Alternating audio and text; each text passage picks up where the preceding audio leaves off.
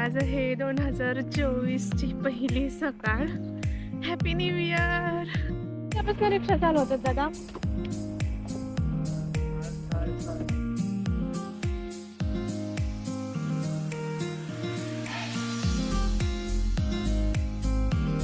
तर आता जस्ट मी सांगलीच्या स्टँडवरती पोहोचलेले आहे. आता इथून आपण गणपतीपुळेची बस पहिल्यांदा बघूया. तर का तुम्हाला आज सकाळी कुठेतरी बाहेर जायचं आहे लवकर आणि ते पण जर का बसनं जायचं आहे तर मग एकतर सगळेच आधी स्वतःची गाडी असली पाहिजे किंवा मग जो काही आपला रिक्षावाला आहे त्याला तुम्ही आधीच सांगून ठेवलं पाहिजे की उद्या सकाळी आम्हाला लवकर असं जायचं आहे. 3, 2, 1, start! मी श्रुती आणि पुन्हा एकदा स्वागत करते तुमच्या सर्वांचं माझ्या यूट्यूब चॅनलवरती. सो आज आहे नवीन वर्षातील पहिली सुंदर सकाळ. आज आहे 1 जानेवारी 2024. सो तर आजच्या आपल्या चॅनलच्या एका नवीन ब्लॉगची सुरुवात करतोय आपण. गणपतीपुळे बाप्पांच्या दर्शनानं करणार आहे आपण ही सुरुवात. सो तर या गणपतीपुळेपर्यंत सांगलीपासून कसा प्रवास करायचा, तिथं राहायचं कुठं, खायचं काय, हे सर्व मी या ब्लॉगमध्ये सांगणार आहे. त्यामुळं हा ब्लॉग संपूर्ण बघा. आणि आजचा प्रवास मी करणार आहे आपल्या लहानपणीतून.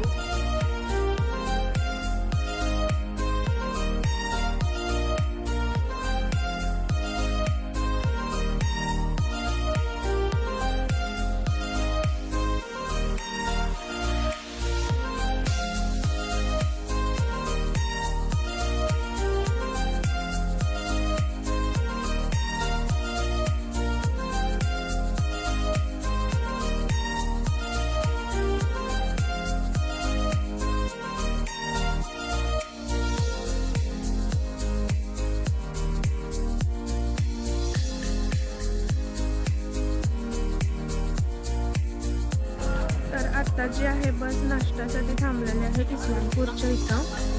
ॲक्च्युली सगळ्या बसेस ज्या आहेत तर त्या मलकापूरच्या इथं थांबतात, पण ही बस जी आहे तर ती इस्लामपूरमध्ये थांबलेली आहे. आणि सध्या मी नाश्ता करते. पार्सल घेऊन आलेले मी इथून आपल्या एस टी स्टँडचं जे नाश्ता सेंटर आहे तिथं. जास्त छान आहे.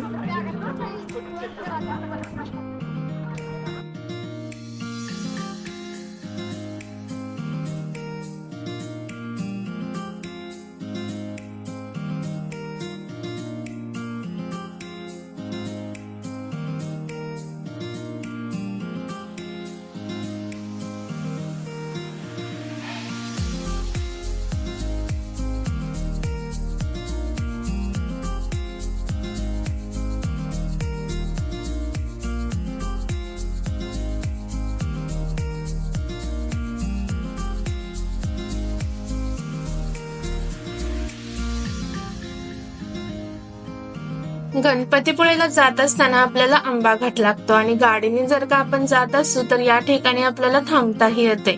आणि सगळ्यात महत्वाचं म्हणजे ओरडून ह्या सह्याद्रीला, हे सह्याद्री तू खूप सुंदर आहेस असंही आपल्याला तिला सांगता येतं.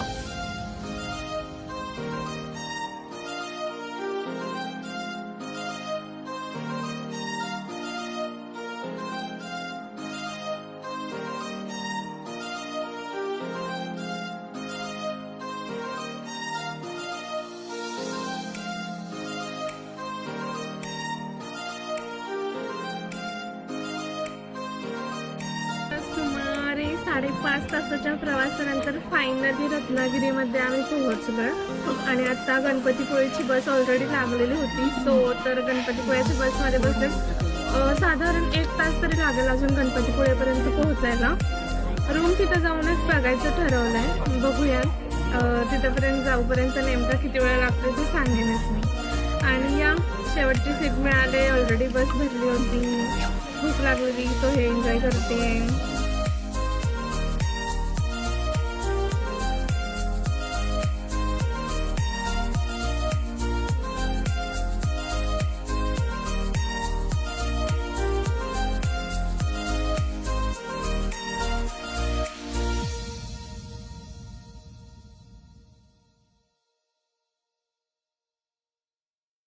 So we finally reached at Ganpatipule.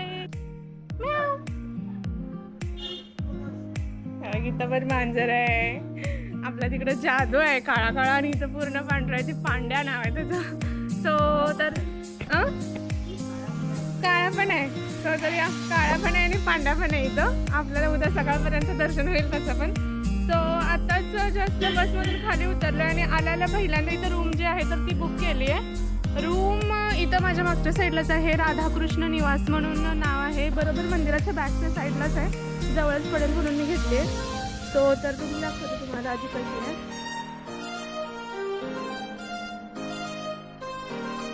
आणि या ठिकाणी आहे ती आमची रूम आहे. अशी रूम आहे. आणि हे जे आहे तर ते आमचं सामान आत्ताच जस्ट असं पडलंय. पहिल्यांदा बाहेर जाऊन पेटपूजा करून घेणार आहे कारण सकाळी घरातून बाहेर निघलो, जेवण अजून केलेलं नाही आहे. तो कोणतं हॉटेल चालू आहे का ते बघायचं आहे आधी आणि मग नंतर पेटपूजा पहिल्यांदा करून घ्यायची आणि त्याच्यानंतर आपण जायचं इथे दर्शनाला.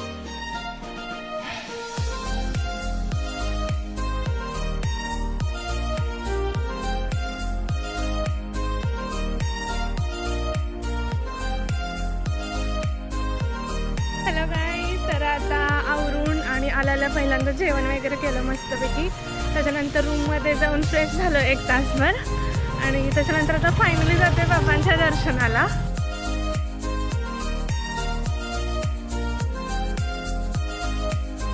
मंदिराकडे जाताना पार्किंग आणि दोन्ही साईडला अशी वेगवेगळ्या वस्तूंची दुकाने आपल्याला दिसतात.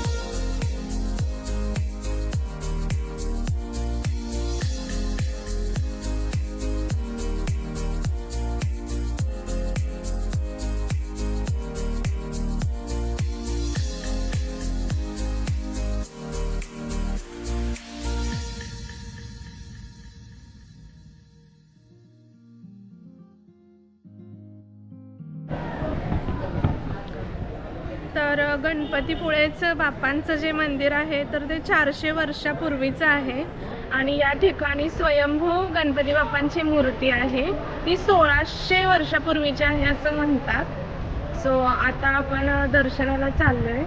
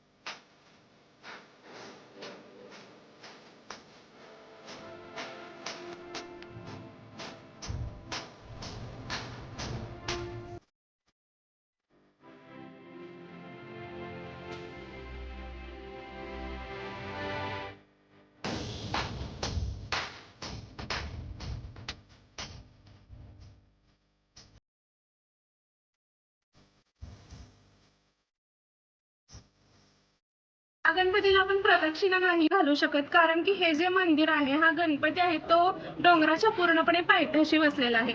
त्यामुळे जर का या गणपतीला प्रदक्षिणा करायची असेल तर तुम्हाला संपूर्ण डोंगराला ही प्रदक्षिणा घालावी लागते. तर इथं प्रदक्षिणेचा सेपरेट मार्ग जो आहे तर तो बनवलेला आहे. आता आपलं दर्शन वगैरे झालेलं आहे. आता आपण प्रदक्षिणेच्या मार्गाकडे जाऊयात. मंदिराच्या सुरुवातीलाच म्हणजे आपण आता इथून आहे ते एंट्री करतो मंदिरामध्ये, तर त्याच्या साईडलाच बरोबर इथं जे आहे तर इथं प्रदक्षिणा मार्ग म्हणून दिलेला.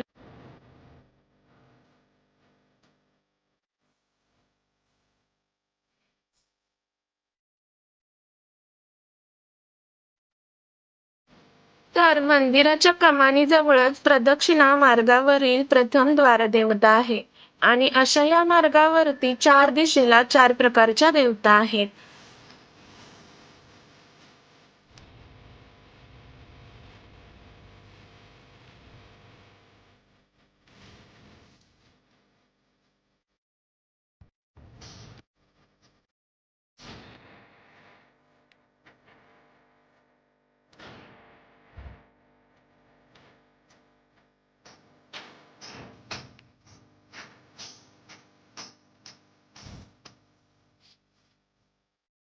प्रदक्षिणेचं मार्ग इतका स्वच्छ, इतका सुंदर, असं म्हणतात ना निर्मळ, तर तशा पद्धतीचं आहे.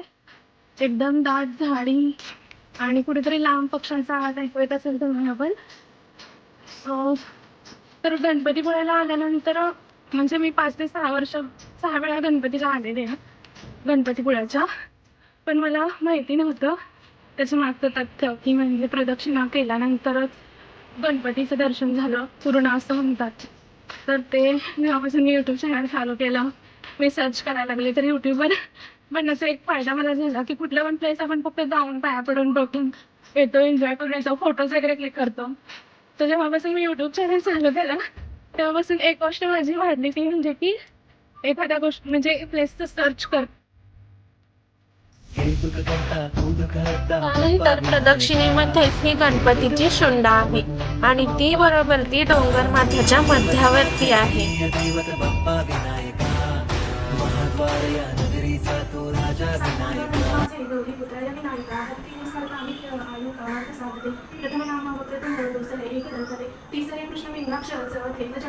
पाचवे श्री गंगोदर सहावे विकटनामते सातवे विघ्नराजेंद्र आठवे कुंभवर्णते नववे श्री भालचंद्र दहावे श्री विनायक अकरावे गणपती बारावे श्री गजानन देवनावे अशी 12 तीन संध्या म्हणेल विघ्नवी तीन श्रीत्याला प्रभुत्व शिवसिद्धीचे कारण विद्यार्थ्याला मिळे विद्या धनार्थ्याला मिळेल पुत्रार्थ्याला मिळे पुत्र मोक्षार्थ्याला मिळेल गती जगता गणपती स्तोत्र 6 मासात हे फळ 1 वर्ष पूर्ण होता मिळे सिद्धी न संशय नारदाने रचिलेले झाले संपूर्ण स्तोत्र हे श्रीधराने मराठीत पठण्या अनुवादले ओम गणपतये नमः.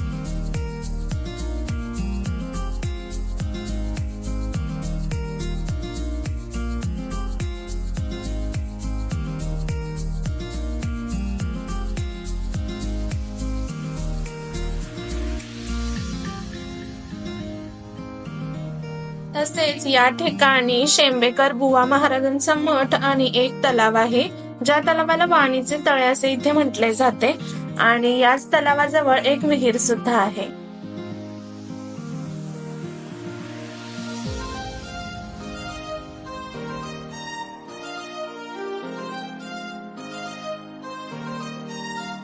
तर चला, सनसेटचं वातावरण झालंय आणि आपली त्याचबरोबर प्रदक्षिणा सुद्धा पूर्ण झाली आणि इथं आहे आपलं हे समोर गणपती मंदिर आणि आपण आता पटकन जाऊया बीचवरती कारण की आपल्याला सॉलिड सनसेट नाही मिस करायचा.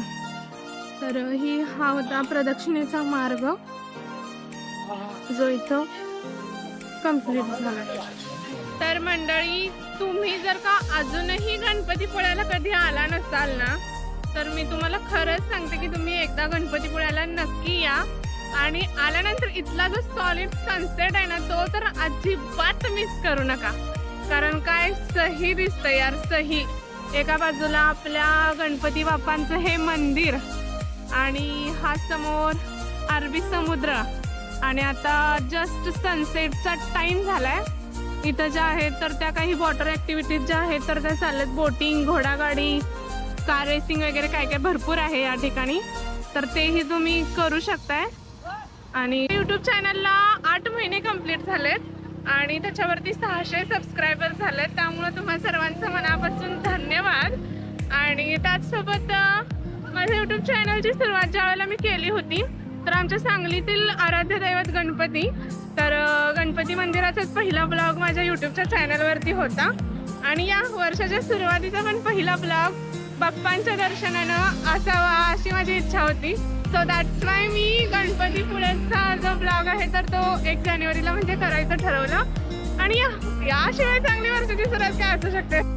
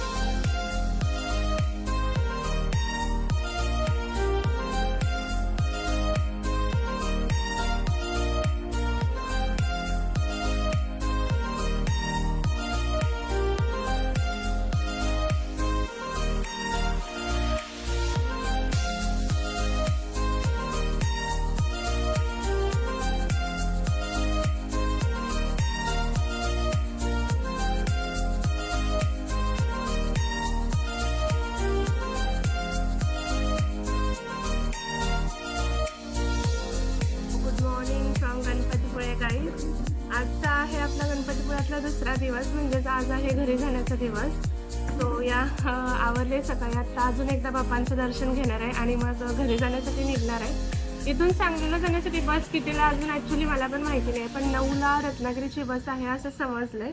सो या आता चहा घेते आणि या हॅपी डे. दुसऱ्यांदा बाप्पांचं दर्शन एकदम छान झालं आहे आणि आता अजून एकदा मी प्रदक्षिणा करते. तर ऑलमोस्ट गणपतीपुळ्याचा जो ब्लॉग होता तो ब्लॉग संपलेला आहे. आणि या आजचा ब्लॉग कसा वाटला आणि गणपतीपुळेबद्दलच्या तुम्हाला नवीन कोणत्या गोष्टी कळाल्या आज ते कॉमेंट बॉक्समध्ये मला नक्की सांगा. आणि अशाच माहितीसाठी प्लीज प्लीज प्लीज माझ्या चॅनलला सबस्क्राईब नक्की करा. मला अशीच नवीन नवीन माहिती कळून जाईल. धन्यवाद. भेटूयात पुढच्या ब्लॉगमध्ये. जय हिंद, जय महाराष्ट्र, जय शिवराय.